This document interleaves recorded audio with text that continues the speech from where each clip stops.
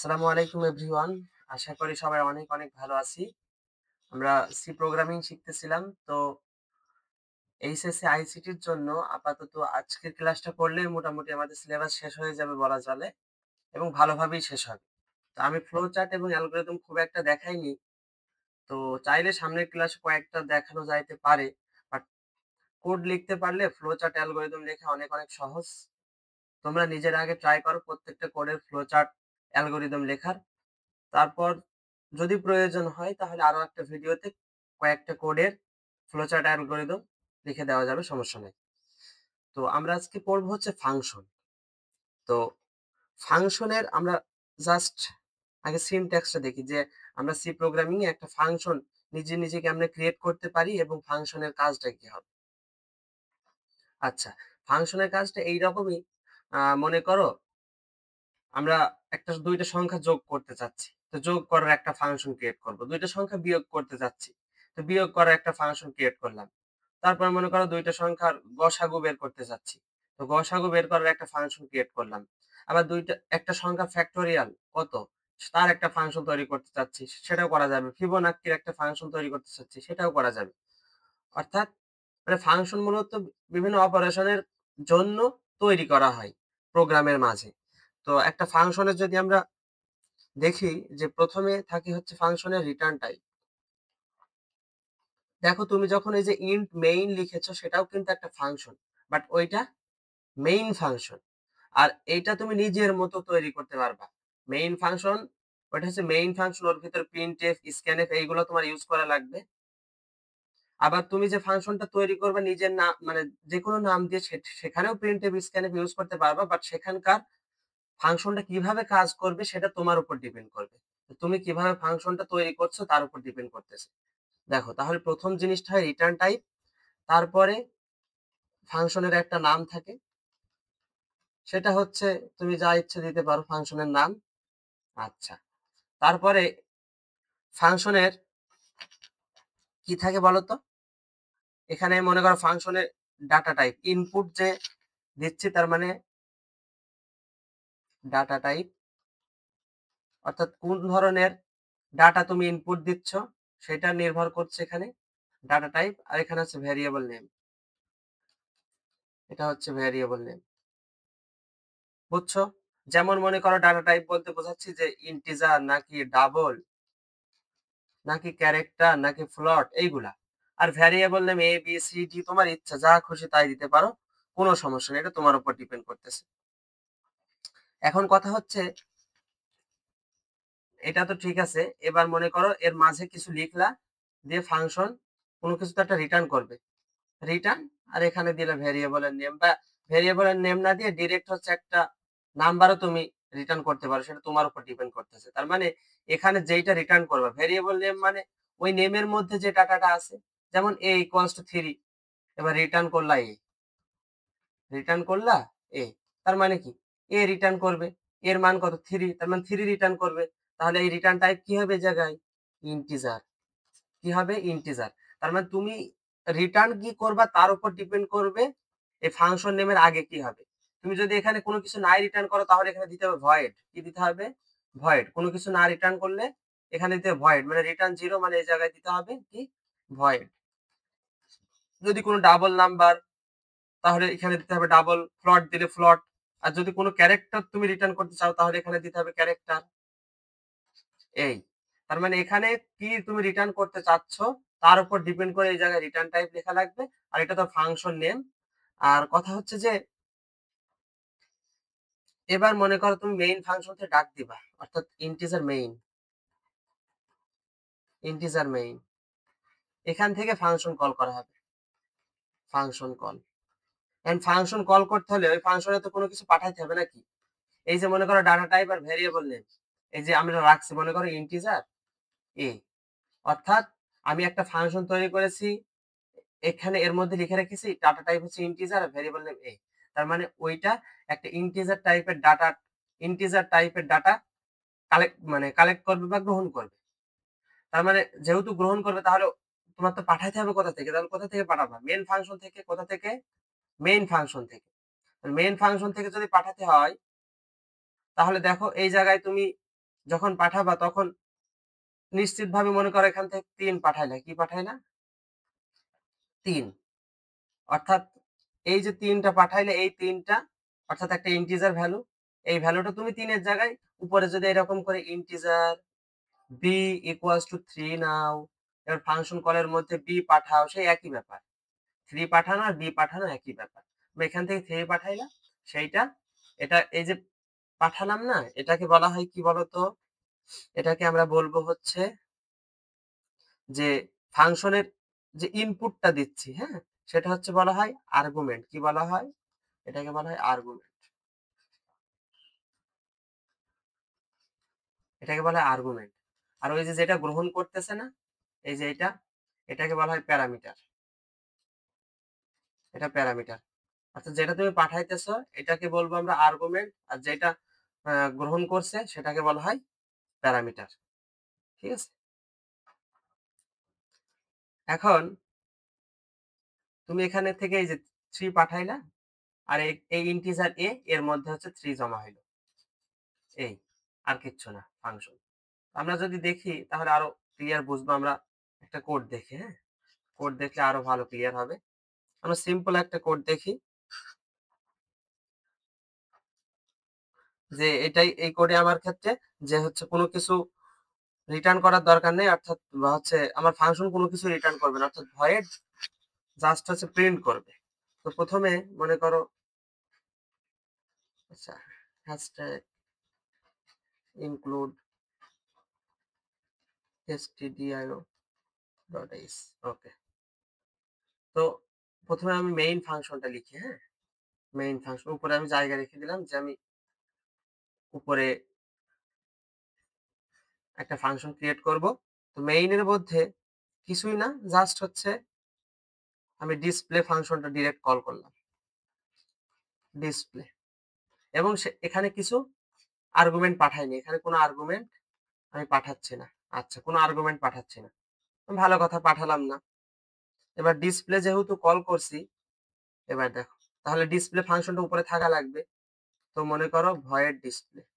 এখানে যে নাম দিবে সেই নামই দেওয়া লাগবে, নাহলে কিন্তু ফাংশন চিনতে পারবে না। না হলে ফাংশন কিন্তু চিনতে পারবে না। তুমি ডিসপ্লে যেভাবে লিখছো উপরেও ডিসপ্লেটা সেভাবেই লেখা লাগবে, না হলে কিন্তু মিসম্যাচ করবে।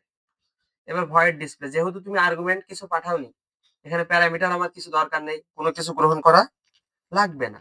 তাহলে ভয়েড ডিসপ্লে জাস্ট আমি প্রিন্ট করতেছি printf why so serious।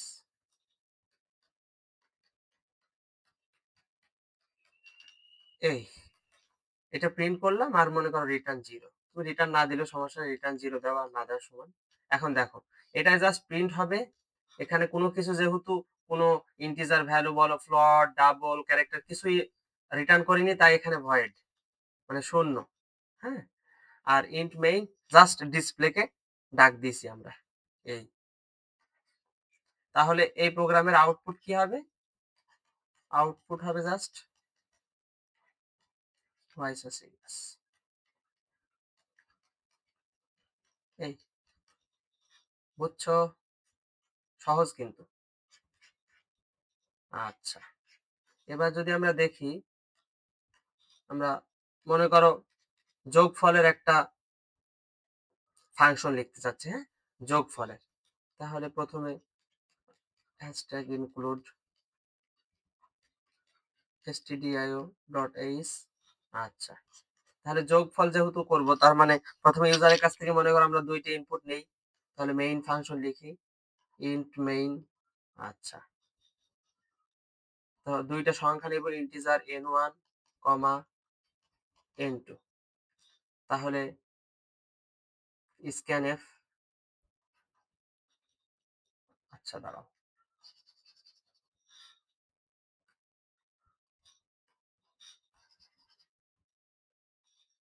Printf দুইটা নাম্বার দাও, দুইটা নাম্বার দাও। আচ্ছা, স্ক্যানএফ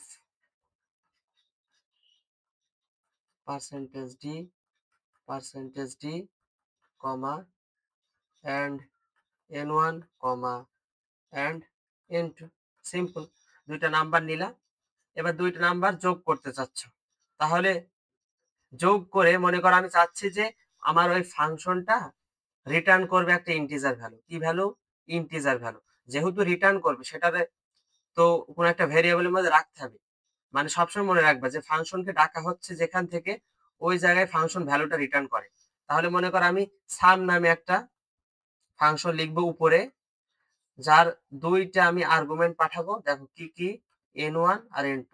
দেখো এই জায়গায় কিন্তু আর্গুমেন্টের সামনে ইন্টিজার নাকি কি হ্যান ত্যান এগুলো বলা লাগবে না। কারণ উপরে তুমি ডিক্লেয়ার করে আসছো যে n1 আর n2 হচ্ছে ইন্টিজার টাইপ, তাই আলাদাভাবে এখানে ডিক্লেয়ার প্রয়োজন নেই যে n1 এর type int, n2 type int. Just n1 আর n2 পাঠাইলেই হবে। তার মানে তুমি দুইটা আর্গুমেন্ট পাঠাচ্ছ। আচ্ছা, দুইটা আর্গুমেন্ট পাঠাইলে আমার যে ফাংশনটা এখানে আমি লিখবো সে করবে কি, n1 যোগ n2 দুইটা সংখ্যা যোগ করে যোগফলটা রিটার্ন করবে। কার কাছে রিটার্ন করবে? যে তারা ডেকেছে। আর ডেকেছে কে? যে মেইন ফাংশনের সাম থেকে ডাকা হয়েছে। তাহলে রিটার্ন করলে সেই ভ্যালুটা তো একটা ইন্টিজার হবে, তাহলে সেটা রাখতে হবে না কোথাও? সেই জন্য আমি কি করলাম, যে ইন্টিজার এস নিলাম, এস এর মধ্যে এই আমি সাম যোগ করা ভ্যালুটা রেখে দেব, n1 n2। আচ্ছা, এবার দেখো তাহলে উপরে আমরা এবার আর হচ্ছে ভয়েড দিলে হবে, এবার দিতে হবে ইন্টিজার। কেন? কারণ যোগফল আমি ইন্টিজার পাবো, রিটার্ন টাইপ ইন্টিজার। ওকে, নাম দেখো সাম, এখানে যেমন এই যে সাম, একই ভাবে লিখতে হবে, সাম। এবার দেখো এখানে n1 আর n2 দুইটা ভ্যালু, আমরা ইন্টিজার ভ্যালু, দুইটা ইন্টিজার ভ্যালু পাস করছি আর্গুমেন্টে। তার মানে প্যারামিটারও আমার দুইটা লাগবে, তার মানে ইন্টিজার এ কমা ইন্টিজার বি। এই দুটো কেন দিলাম? কারণ এই n1 যে ভ্যালুটা যেটা তুমি ইউজারের কাছ থেকে নিবা সেটা এ নামক মেমোরি অ্যাড্রেসে গেল, আর n2 যে ভ্যারিয়েবলটা মানে n2 ভ্যারিয়েবলে যে ইউজার ইনপুট দিয়েছে সেটা বি নামক মেমোরি অ্যাড্রেসে গেল। এই তো। এবার করবা কি, যে আমরা জানি জাস্ট হচ্ছে রিটার্ন করো, জাস্ট রিটার্ন করো। আর একটা এক্সট্রা ভ্যারিয়েবল নেওয়ার দরকার নেই, রিটার্ন এ প্লাস বি। এই রিটার্ন এ প্লাস বি, অর্থাৎ ডিরেক্ট এ আর বি যে পাইলা, এ আর বি এর মধ্যে ইউজারের n1 আর n2 পাইছো, তবে n1 আর n2 এ আর বি এর ভিতরে নিয়ে রিটার্ন এ প্লাস বি। অর্থাৎ এখন যে দুইটা মনে করো সাপোজ এখানে, আচ্ছা এইটা ব্যাকস্ল্যাশ দেওয়া মানে কমেন্ট আউট করা। অর্থাৎ তুমি যদি কোডের মধ্যে ব্যাকস্ল্যাশ দিয়ে এখানে হাবিজাবি বাংলা ভাষায় ইংলিশ ভাষায় যা ভাষায় লেখো কোনো সমস্যা নেই, কোডে কোনো ইম্প্যাক্ট ফেলে না, এটা তোমার বোঝার জন্য। মনে করো আমি 2 আর 3 ইউজারের কাছ থেকে নিয়েছি। কি নিয়েছি? 2 আর 3, n1 আর n2 এর ভ্যালু 2 আর 3। তাহলে এখানে আমি পাঠাইছি কি কি, সামের মধ্যে 2,3, 2,3 পাঠাইছি, হ্যাঁ? ওকে, 2,3 তার মানে এর মান কত?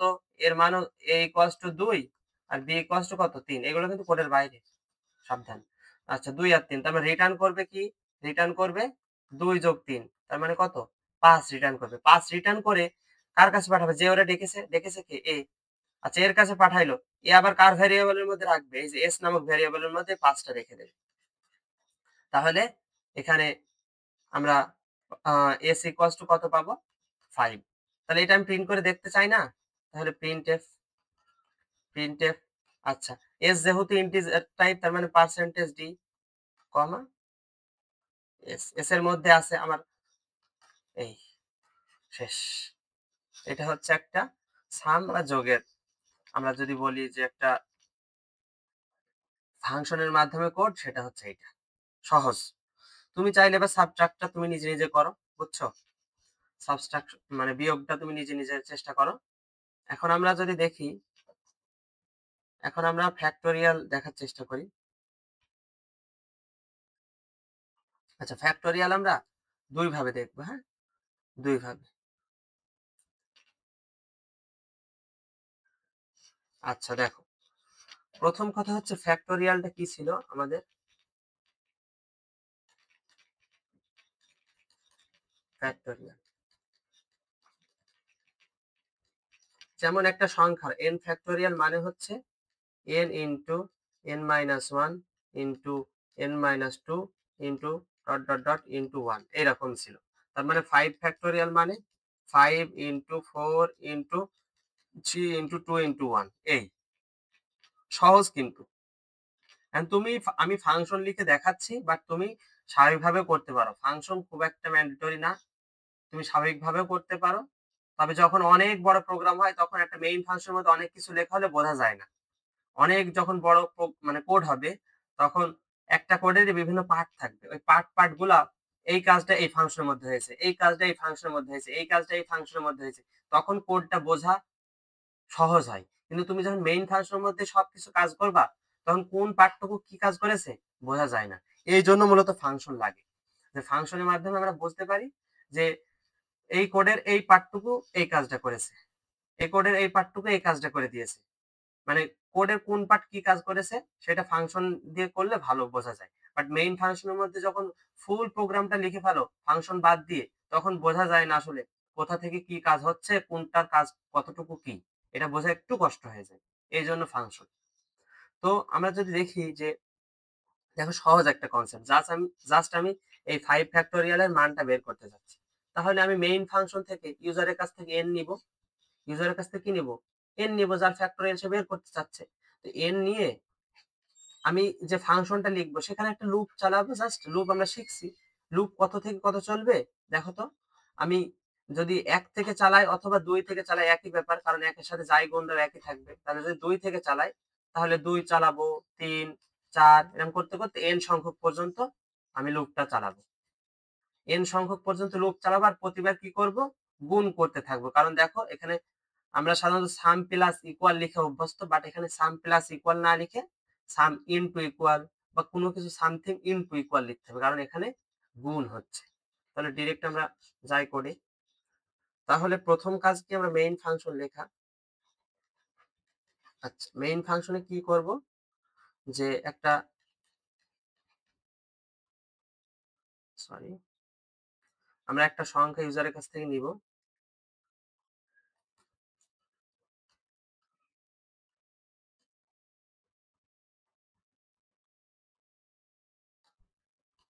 আচ্ছা, একটা সংখ্যা ইউজারের কাছ থেকে নিব যেটা নাম। আচ্ছা, printf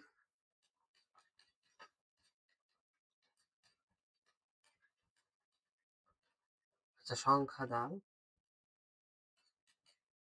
এখন সেটাকে আমার scanf এর মাধ্যমে ইউজারের কাছ থেকে নিতে হবে, অর্থাৎ %d, কমা এন্ড নাম, অ্যাড্রেস অফ নাম, অর্থাৎ নামের মধ্যে আছে, বুঝছো?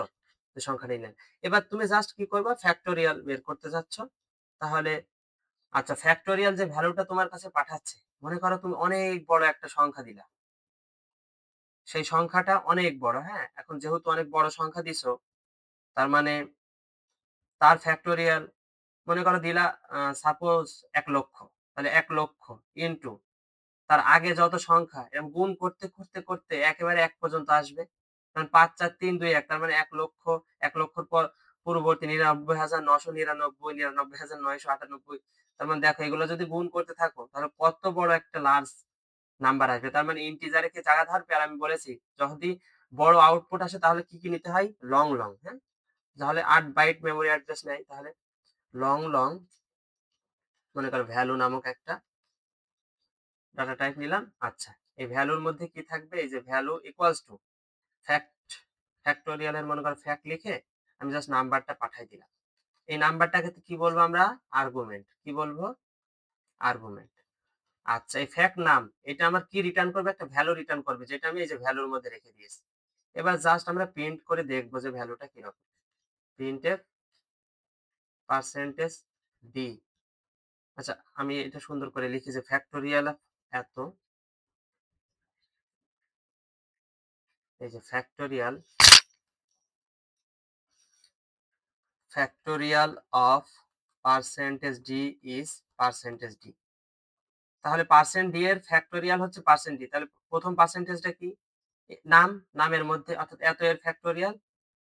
এটা হচ্ছে নাম, নামের ফ্যাক্টোরিয়াল। কত? পার্সেন্টেজ ডি দিলে হবে না, এলএলডি দিতে হবে। কেন? কারণ লং লং ভ্যালু নিয়েছো। লং লং তার পার্সেন্টেজ এলএলডি। তার মানে এটা হচ্ছে ভ্যালু। এই এটা আমি প্রিন্ট করে দেখব। আচ্ছা, তাহলে উপরের কাজটা এবার আমরা সারি। ঠিক আছে, উপরে আমরা কি করতে হবে? এবার মেইন ফাংশন আমরা লিখি। তাহলে ওইটা এবার দেখো ভ্যালুটা কি টাইপের নিছে? লং লং টাইপের। তার মানে ভ্যালুর মধ্যে যাবে লং লং টাইপ। তার মানে রিটার্ন করতে হবে কি টাইপ? আমার ফাংশনটা রিটার্ন করবে লং লং। এই জন্য আমরা এখানে লিখবো লং লং। এই যে আচ্ছা, কি নাম দিয়েছিলা ওখানে? ফ্যাক্ট, FACT, ফ্যাক্ট, FS, আচ্ছা ফ্যাক্ট। এবার ওখান থেকে একটা নাম পাস করছো, নামটা কি? ইন্টিজার টাইপ, তার মানে তুমি এখানে ইন্টিজার নিয়ে নাও। উপরে কিন্তু হ্যাশট্যাগ ইনক্লুড stdio.h থাকবেই, হ্যাঁ, এটা কিন্তু ভুল করবা না, এটা সব করেই থাকবে। আচ্ছা, তাহলে এর মধ্যে হচ্ছে এখন নাম আছে। এবার তুমি সিম্পলি কি করতে পারো, যে দেখো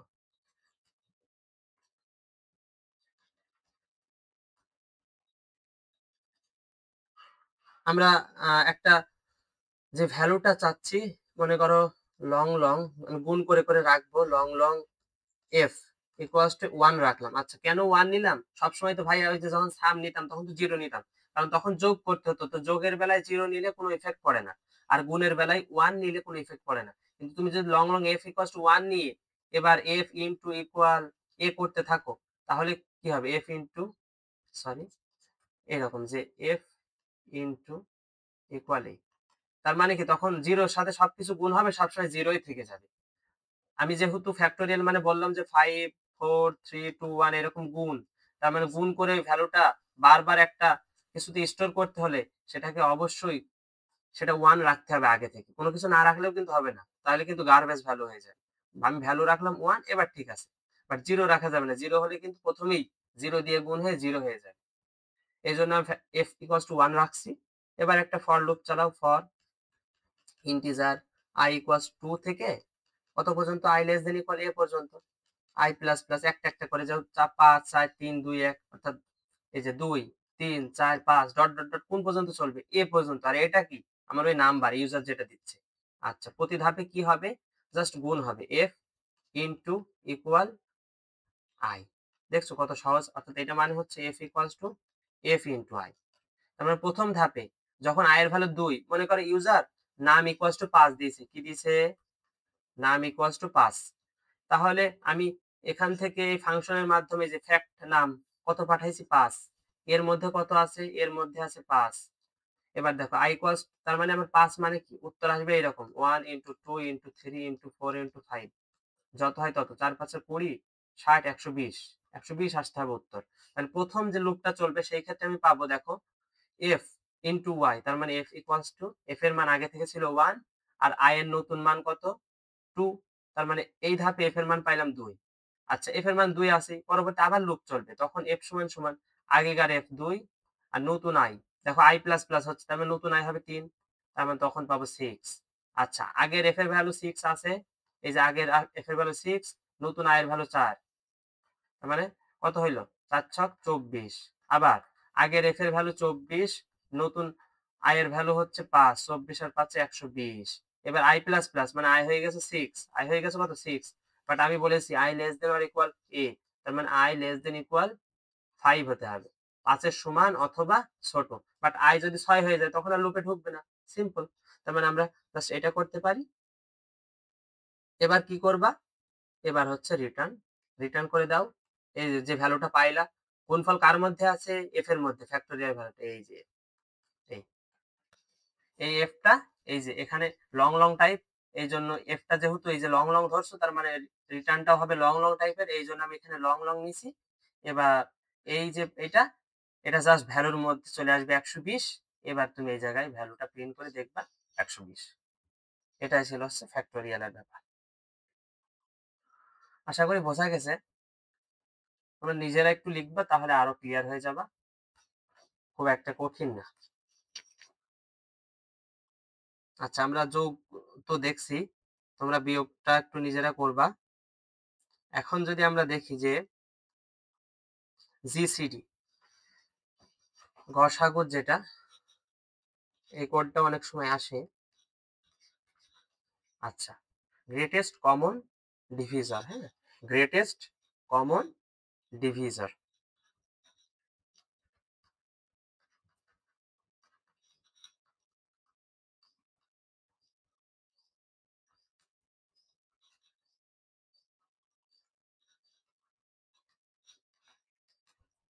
আচ্ছা, গসাগুর এমনি আমরা যে সহজ যে নিয়মটা শিখছিলাম ছোটবেলায়, যে ইউক্লিডিয়ান যে পদ্ধতিতে গসাগু নির্ণয়, ইউক্লিডিয়ান অ্যালগরিদম মনে আছে তোমাদের? যেমন মনে করো 56 আর 98, এই দুইটার গসাগু বের করব। সেই ক্ষেত্রে কি করতে হয়, জাস্ট আমরা ছোট সংখ্যাকে বড় সংখ্যা দিয়ে ভাগ দিই। 56, 98। ওকে, তো এখন প্রথমে কাজ কি, আমরা ভাগ দিয়ে ভাগফল পাই 56, তাহলে এখানে ভাগশেষ পাবো মনে হয় 8 এর মধ্যে 6 বাদ দিলে 2, 42। এই 42 কে আবার 56 দিয়ে ভাগ, 42 1 42। আচ্ছা 6 এর মধ্যে 2 বাদ দিলে 4, 14। আচ্ছা 14 ভাগ 42, 3 14 42 মেবি। আচ্ছা 0, এখানে 0। এবার 0 ভাগ 14 মানে হচ্ছে 0 0 0, আর ভাগশেষ এখানেও 0, ভাগশেষ আসছে 14। এই এই হচ্ছে প্রসেস। তো যখনই আমরা ভাগশেষ 0 পেয়ে যাব, তখনই যেটা দিয়ে ভাগ করা হয়েছে সেটা, ওই যে অর্থাৎ এই 14, এই 14টা হচ্ছে আমার জিসিডি, গ্রেটেস্ট কমন ডিভিজন হচ্ছে আমার এখানে 14, বুঝছো? অর্থাৎ যেই মুহূর্তে আমার ভাগশেষ 0 হয়ে যাবে, যেই মুহূর্তে আমার ভাগশেষ 0 হয়ে যাবে, সেটাই হচ্ছে সেই মুহূর্তে যেটা দিয়ে আমি ভাগ করছি সেটাই হচ্ছে আমার জিসিডি। অর্থাৎ 14 দিয়ে 42 কে ভাগ করছিলাম, তারপর 14 হচ্ছে জিসিডি। এই কনসেপ্টটা জানলে আমরা কোড লিখে ফেলতে পারি ইজি। এখন আমরা জাস্ট হচ্ছে একটা নতুন জিনিস শিখবো। নতুন বলতে কি, দেখো ভেরিয়েবল হচ্ছে দুই ধরনের হয়। একটা হচ্ছে গ্লোবাল ভেরিয়েবল আর একটা হচ্ছে লোকাল ভেরিয়েবল। তো একটা ফাংশনের মধ্যে যখন ভেরিয়েবল থাকে সেটাকে বলবো হচ্ছে লোকাল ভেরিয়েবল। আর যদি কোনো ফাংশনের মধ্যে ভেরিয়েবল ডিক্লেয়ার না করে একেবারে প্রথমে ভেরিয়েবলটা ডিক্লেয়ার করে দাও, তাহলে সেটাকে বলা হয় গ্লোবাল ভেরিয়েবল। আমি জাস্ট এখানে গ্লোবাল ভেরিয়েবলটা দিয়ে করছি, মানে ওই কনসেপ্টটা বোঝার জন্য। তুমি লোকাল ভেরিয়েবল দিয়েও এটা করতে পারো, কোনো সমস্যা নেই। তাহলে স্ট্যাক ইনক্লুড stdio.h।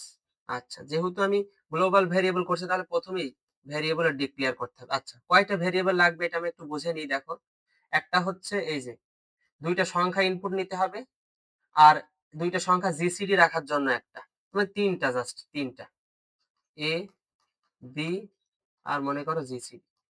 এই তিনটা এগুলো হচ্ছে কি ভেরিয়েবল, গ্লোবাল ভেরিয়েবল। ভালো কথা।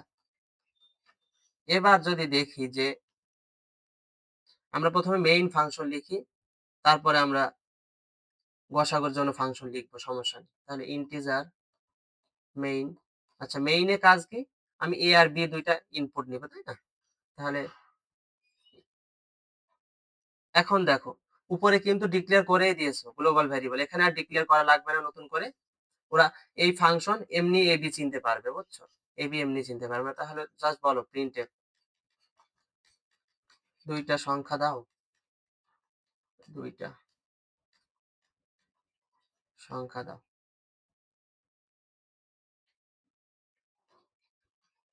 দুইটা সংখ্যা দাও। আচ্ছা, তাহলে সেটাকে ইউজারের কাছ থেকে নিতে হবে স্ক্যানএফ। দেখো এটা উপরে সব ইন্টিজার টাইপ নিছি, তার মানে %d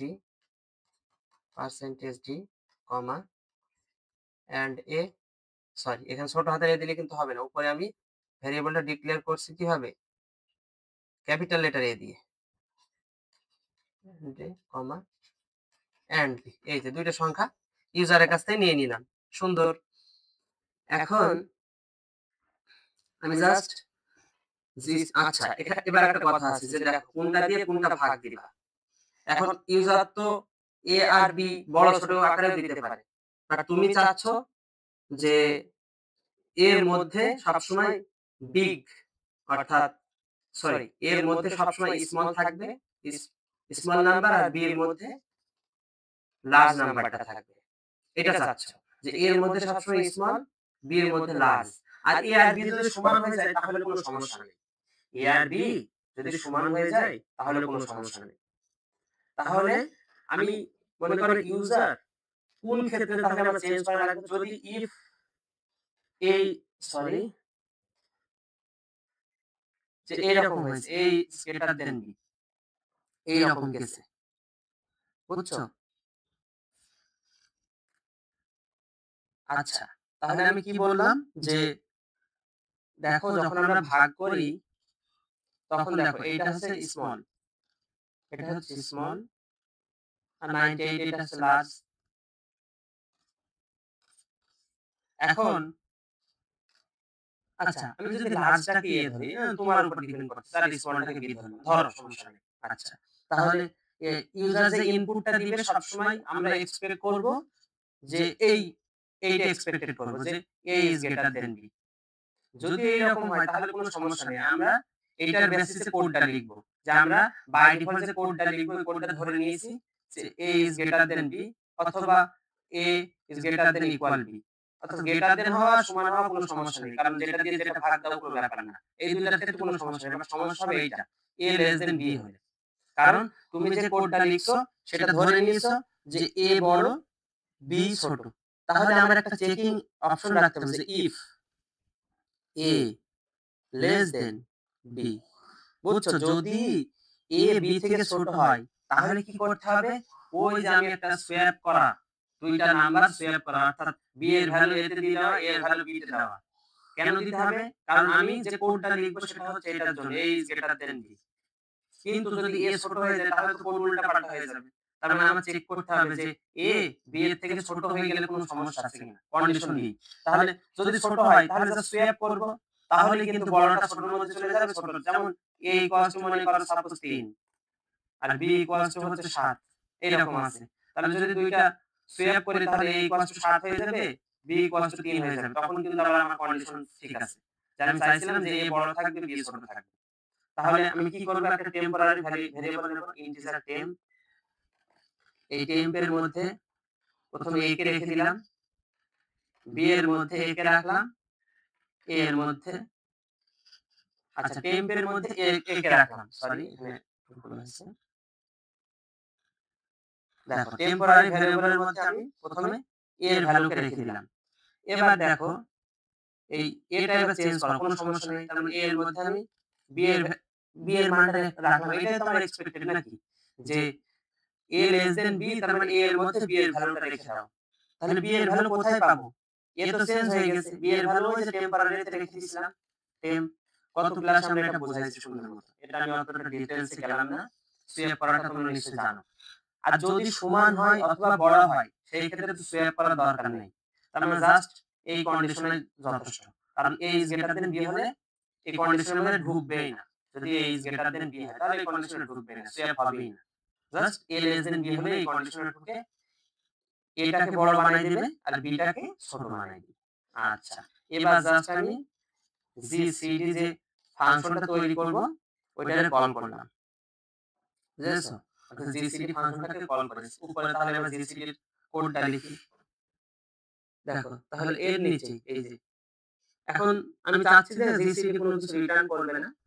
আচ্ছা রিটার্ন করবে কি করবে এটা পরে ডিপেন্ড করতেছে, আমি এখানে ফাঁকা রাখলাম। জাস্ট জিসিডি অর্থাৎ গসাগুর কোডটা লিখি।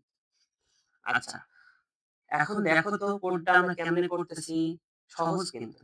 যে প্রত্যেকটি স্টেপে কি হচ্ছে, এ ধরেছি আমরা এইটা, ভালো করে খেয়াল। আচ্ছা আমি একটা কালার চেঞ্জ করি তাহলে আর ভালো হবে। আমরা এ ধরেছি এইটা, বি ধরেছি এইটা, দিয়ে আমরা করতেছি কি যে এ কে বি দিয়ে ভাগ দিব এবং ভাগশেষ নিব, এবং ভাগশেষটা আবার বি এর কাজ করবে। ভাগশেষটা আবার কিসের কাজ করবে দেখো তো, বি এর কাজ করবে। এই যে এ কে বি দিয়ে ভাগ দিচ্ছ তাহলে ভাগশেষটা বি এর কাজ করবে। আর আগের যে বি ছিল, আগের যে বি ছিল সেটা দেখো এখানে 56 এখানে এ এর কাজ করবে। জাস্ট কনসেপ্ট এখানে বুঝবে। দেখো এখানে এ এটা বি, এটা এ এটা বি। এবার এ কে বি দিয়ে ভাগ দিচ্ছ অর্থাৎ 98 কে 56 দিয়ে ভাগ দিচ্ছ, যে ভাগশেষটা পাচ্ছ 42 ওইটা আবার 56 কে ভাগ করতে ইউজ করতেছো, অর্থাৎ 56 কে 42 দিয়ে ভাগ দিচ্ছ। তার মানে এখানে 42 আবার বি এর কাজ করতেছে। এখানকার বি এর যে কাজ নতুন করে ভাগশেষে এটা পালে ওইটা আবার বি এর ভূমিকা পালন করছে। আর এর ভূমিকায় আছে কে, আগের যেটা দিয়ে ভাগ দিচ্ছ অর্থাৎ 56 দিয়ে। তাহলে প্রথমত আমি এই যে ভাগশেষটা এটা একটা ভেরিয়েবলের মধ্যে রাখতে পারি, integer R equals two,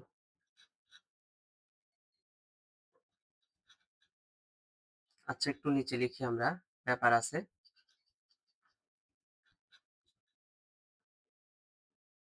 integer R equals to কি করব, এ পার্সেন্টেজ বি, এ মডুলাস বি, অর্থাৎ বি ভাগশেষটা আর এর মধ্যে রাখা হলো। আচ্ছা, ভাগশেষটা আর এর মধ্যে রাখার পর নতুন এর ভ্যালু কি হইলো বলো তিনি, এই এ ইকুয়ালস টু বলতে পারি বি, অর্থাৎ নতুন যে এটা পাবা সেটা হচ্ছে আগেকার বি, তার মানে এ ইকুয়ালস টু বি। আর এই বি, এই দেখো এই বি এটা কিন্তু আর এর মধ্যে আছে, এই 42টা কোথার মধ্যে আছে, এই যে R equals to A percentage B. তাহলে এই আরটাই কিন্তু পরবর্তীতে বি এর কাজ করতেছে। এই যে আর, এখানে যে আর পাইলা, এখানে কি পাইলা আর, এই আরটাই কিন্তু পরবর্তীতে বি এর কাজ করছে, তার মানে বি ইকুয়ালস টু আর। আর জিসিডি কোনটা হচ্ছে তোমার গসাগু, দেখো তো গসাগু হচ্ছে কার মধ্যে থাকছে গসাগুটা, এই যে 14 দিয়ে 42 কে ভাগ করছো, ভাগশেষ হয়ে গেছে শূন্য, অর্থাৎ যতক্ষণ না ভাগশেষ হচ্ছে ততক্ষণ এই প্রসেস চলবে, যতক্ষণ না ভাগশেষ শূন্য হচ্ছে ততক্ষণ এই প্রসেস চলবে। তার মানে আমি একটা হোয়াইল লুপ চালাইতে হবে, কারণ ভাগ করতে আছে কতক্ষণ, যতক্ষণ পর্যন্ত আমার ভাগশেষ শূন্য না হচ্ছে। আর ভাগশেষ শূন্য মানে ভাগশেষ আমি কার মধ্যে রাখছিলাম, দেখো তো এই 42, এই যে R equal to A percentage B, A percentage B. পরবর্তীতে দেখো তো ভাগশেষ কার মধ্যে রাখা আছে, আর এর ভ্যালু এই বি এর মধ্যে, তার মানে হোয়াইল বি দিতে পারি। অর্থাৎ যতক্ষণ ভাগশেষ, অর্থাৎ আমার এই যে আর মানে ভাগশেষ, আরটা আবার পরবর্তীতে বি তে রেখেছি, তার মানে বি, হোয়াইল বি, অর্থাৎ হোয়াইল বি যতক্ষণ না জিরো হচ্ছে ততক্ষণ এই লুপ চলবে। আর যখনই এই ভাগশেষটা জিরো হয়ে যাচ্ছে এই লুপ আর চলবে না, কারণ জিরো মানে মিথ্যা, জিরো মানে মিথ্যা। জিরো বাদ দিয়ে বি এর যে কোনো ভ্যালুর জন্য এটা সত্য এবং ট্রু, তার মানে এই লুপ চলতেই থাকবে। আর যখনই বি বা ভাগশেষ শূন্য হয়ে যাবে তখন আমার এই লুপ অফ হয়ে যাবে। এই জন্য আমি হোয়াইল বি দিলাম। আচ্ছা, তাহলে কেন লুপ দিলাম বুঝতে পারছো, যে কারণ এই প্রসেসটা বারবার করতে হচ্ছে, তার মানে কোনো একটা প্রসেস বারবার করতে হলে আমার লুপ চালাইতে হবে। তাহলে লুপ চালায়ে কি করলাম, যে ভাগশেষটা একটার মধ্যে রাখলাম, R equal to A percentage B, নতুন যেটাকে আবার ভাগ করব সেটা হচ্ছে এ, সেটা হচ্ছে পূর্বের বি, এই জন্য এ ইকুয়াল টু বি। আর নতুন যে বি সেটা হচ্ছে আর, তাই বি ইকুয়াল টু আর। আর জিসিডি কোথায় জমা হচ্ছে, এই দেখো জিসিডি হচ্ছে 14, আর 14টা কোথায় পেয়েছো, 14টা কোথায় পাইছো বলো তো, 14 হচ্ছে কিন্তু বি না এ, এ 14 হচ্ছে এ। কেন, কারণ দেখো এই যে 14টা পাইলা, এই প্রসেসটুকু দেখো, 14, এটা কিন্তু খুবই ইম্পর্টেন্ট, এই জায়গায় কিন্তু গোলাই যায় অনেকের। 3 14 42, এখানে হলো 0, এই 0 ভাগ 14। আচ্ছা, এই যখনই 0 পাইছো, এটা এই প্রসেসটা তুমি বাদ দাও, এখানে কি হবে 0 0, এখানে 14। তো এখানে আমার জাস্ট এই পর্যন্ত কাজ হবে, এই পর্যন্ত। দেখো এই 0 বি 0 হওয়ার আগ মুহূর্তে এই বি মনে করো 0 হবে, এই বি 0 হওয়ার আগ মুহূর্তে তুমি এখানে কি কি কাজ করেছো, এর মধ্যে তুমি যে কি কি করছো এই জায়গায় আমি লিখে রাখি। দেখো তুমি করেছো কি, যে R equals to A percentage B, তার মানে R equals to A percentage B, তার মানে 42 পার্সেন্টেজ 14 মানে হচ্ছে শূন্য। অর্থাৎ আর এর মধ্যে প্রথমত বি শূন্য হওয়ার আগে আর আগে শূন্য হতে হবে, বি শূন্য হওয়ার আগে আর তো শূন্য হতে হবে। আচ্ছা, আর শূন্য হয়েছে। এবার এখানে কি লিখেছো দেখো তো, A equals to B, A equals to কি বি, তার মানে এর মধ্যে আছে বি, আর বি ছিল কত, এই যে 14, বি ছিল, এ ঠান্ডা মাথায় এটা দেখবা, বি ছিল কি 14, কারণ কি দেখো এ পার্সেন্টেজ বি, তার মানে বি দিয়ে ভাগ করছো, বি হচ্ছে ছিল 14, তুমি করেছো কি এ ইকুয়ালস টু বি, তার মানে নতুন এ সমান সমান হচ্ছে 14, আর বি ইকুয়ালস টু আর মানে বি ইকুয়ালস টু 0। তাহলে দেখো তো বি ইকুয়ালস টু 0, হোয়াইল 0 হয়ে গেছে, তাহলে আমার জিসিডি কত, জিসিডি তো 14, আর জিসিডি কার মধ্যে আছে লাস্ট, বি যখন 0 হয়ে যাচ্ছে শেষ মুহূর্তে, বি যখন 0 সেই মুহূর্তে আমার জিসিডি আছে এ এর মধ্যে, কার মধ্যে, এ এর মধ্যে। তাই এই জায়গায় লিখতে পারি জিসিডি ইকুয়ালস টু এ। এই তো শেষ। এই দেখো উপরে একটা গ্লোবাল ভ্যারিয়েবল নিয়েছিলাম জিসিডি, জিসিডি ইকুয়ালস টু এ। এখন জিসিডি ইকুয়ালস টু যেহেতু এ, এখানে আমার আর ফাংশনের রিটার্ন টাইপ দরকার নেই, কারণ এই জিসিডি কে এই ফাংশনও চিনে, নিচের ফাংশনও চিনে, কারণ এটার নাম গ্লোবাল ভ্যারিয়েবল। তার মানে এটা রিটার্ন করা তো কিছু দরকার নেই, ডিরেক্ট চিনে ফেলবে, তাই এখানে ভয়েড দিয়ে দিলাম। আমরা জিসিডির মান এই যে এ রাখছি। এবার হচ্ছে যখন লুপ শেষ হয়ে যাবে তখন তো লুপ আর চলবে না। তখন ওরে যে ডেকেছে তার কাছে ফেরত আসবে। ওরে ডেকেছিল কে? জিসিডি। আচ্ছা, পরবর্তী লাইনে জাস্ট আমরা প্রিন্ট করে দিতে পারি। printf %d, GCD. এই জিসিডি, বড় হাতে জিসিডির মধ্যে আমার কি আছে? হচ্ছে আমার ভ্যালুটা আছে। এই তো। আমরা কঠিনটাও দেখলাম। মোটামুটি আমরা ফাংশন ইউজ করা শিখছি। এবার তুমি যেকোনো কোডের জন্য ফাংশন যেভাবে ইচ্ছা সেভাবে ইউজ করতে পারো। তো আশা করি সবকিছু বোঝা গেছে। কোনো কিছু বুঝতে অসুবিধা হইলে বা কোনো জায়গায় সমস্যা মনে হইলে কমেন্ট সেকশনে আমাদেরকে জানাবা। আমরা বোঝানোর ট্রাই করব। সবাই সুস্থ থাকো, ভালো থাকো। আল্লাহ হাফেজ।